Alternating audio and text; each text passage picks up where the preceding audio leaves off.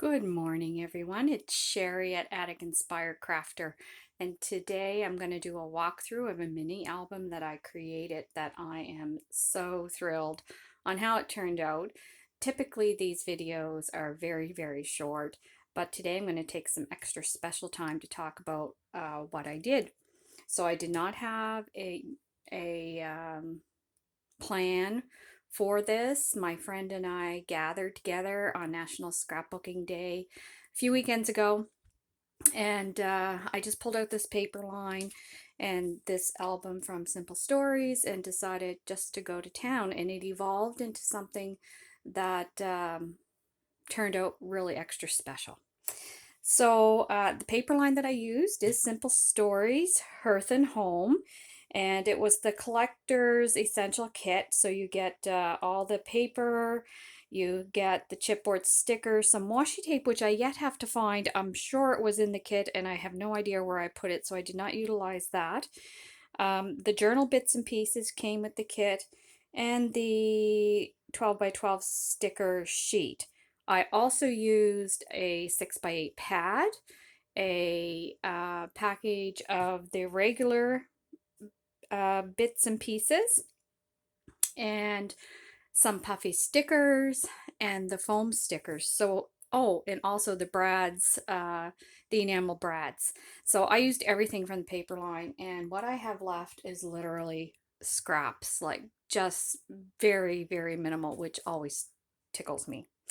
So I'm going to move this out of the way, and I'll take you through this very unique album.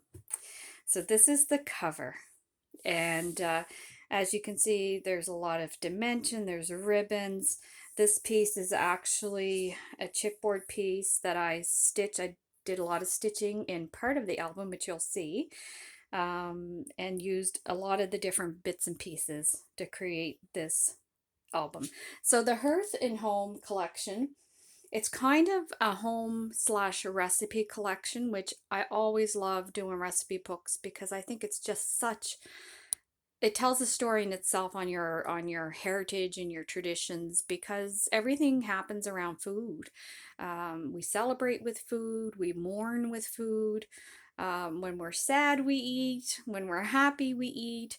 So a lot of food is involved in everyday life and gatherings and memories. So I always get attracted to collections that have an option for recipes, but I didn't want the whole album to be just a recipe album. I wanted the album itself to be about your family, but I created a recipe album inside the album. So you'll see this as it goes further. And there is the spine, and I'll just give you a very quick look at the back.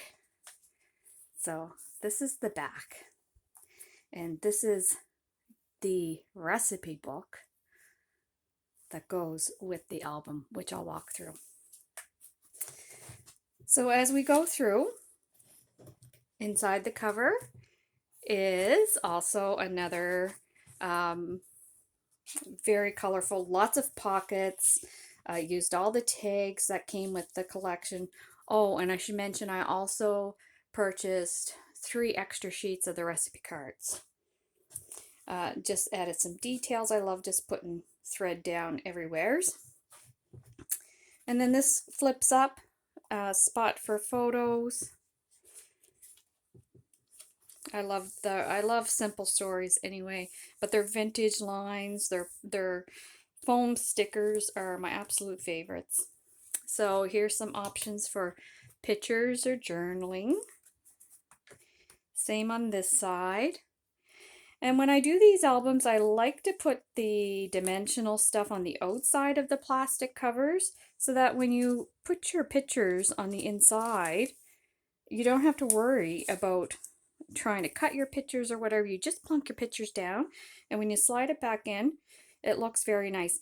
These little squares are just put there to kind of show you suggestive places where you can put your pictures. You can certainly pop them up and put a picture down. Here's another one. Again, all the dimensional stuff's on the outside of the plastic, so you don't have to worry. This is a little pocket with a flip up opportunity for photos, all kinds of goodies there. And on this side is kind of a flip up this way. Here's little pockets that you can do some journaling. You can certainly tuck a little photo on the top of there, even though it doesn't have a photo spot, you can certainly do that. And then inside. Same on this side, and all these again are on the outside. This is a flip up. Little pocket. Another pocket for lots of great things. And I like these big pockets because then you can just tuck in photos instead of sticking them on something. So you can certainly put a whole bunch of things in there. And these are always fun, like little journaling cards. You could actually put another 3x4 photo on the back of that. And these are just some bits. Some more photo opportunity as well as here. This is a large flip up, so you can utilize some larger photos. I believe you could almost get a 5x7 photo in there, really. And then some more pockets. This is another flip up. I like lots of flips and tuck spots. You might as well utilize all your space. And I like this for options of either a photo or just to write a journal story. These little puffy stickers, I absolutely love them. This one says the little things. It's a beautiful, beautiful line. And then here's a little tuck spot with a couple of cards. Again, you can tuck your own photos in there. And the page is cut off. And here's another one. And then we're coming into the last of the album. So oodles of room for photos in this space. So that's the album itself. And most times that's where it would end. But like I said, I wanted something extra special. So this book, it can be about your family, and then this part is all about your recipes, your traditions of your family. So when I flip it up, it's just a string. I put 2 eyelets in the back. You have to be a little careful because there's all these papers, but I needed it snug so that, because there's weight to this little album, so that when it stood up on your shelf, it would hold itself. So that's just, I put a couple eyelets in there and some ribbon, and the last page of this just tucks right in. So let me show you this. So this is the one that I went to town and did so much stitching on. I used my We Are Memory Keeper cinch and did some binding there. So this is a recipe. And the idea behind this, and I'm sorry you can't get it in full view, I might have to move it up and down, is it's full. You can certainly put pictures in here if you want it, but the idea is that you take these recipe cards, handwrite is such a nice feature to have and keep, especially if you have elders in your family that were great cooks and you want to capture some of their favorite meals. Get them to write the recipe down for you, and then you can laminate these little cards, tuck them back in, and then you can actually pull them out and use them, so that without fear of destroying them, because once they're laminated you just wipe them down. So that's kind of my idea. Lots of embellishments and some tuck spots, but it's all about the recipe cards and recipes. And then this flips up. On this end we have a little belly band that you can tuck recipe cards in this way, and notice all the stitching. I had fun with this. And then up here is another tuck spot, and I really touched every piece of ephemera and added as much stickers and pieces that I had, stapled them in. I just had lots of fun with it. So these are the recipe cards that I was telling you about.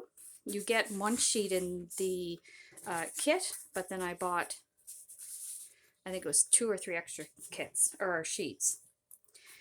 Enjoy the little things. Yum.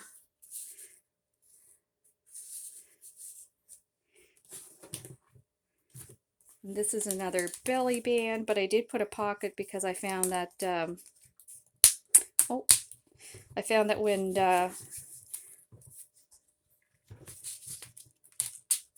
it looks like I stuck it to the bottom. I'll have to fix that one. Yeah, when I was standing the album up, they were kind of falling out the bottom, so I just put a little pocket in there. Menu, more recipe cards. And all the recipe cards are so sweet.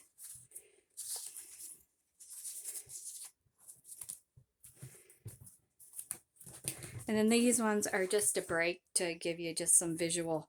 So a nice picture. And then home sweet home, today, love. I just decorated these bits. Another pocket up here with lots and lots. This is actually 3 pockets. So what I did is I sliced different slits into the paper before I sewed it on. So then you can tuck all kinds of good things in and have it kind of layered. And then another tuck pocket down here. And I just put in a whole bunch of different random pieces that were left over. Tags, recipe cards. Here's another one. And of course you can put even more recipes in here than what these cards are. And then the last page. So another tuck spot, lots of bits and pieces, recipe cards, and the same as down here. And then the back.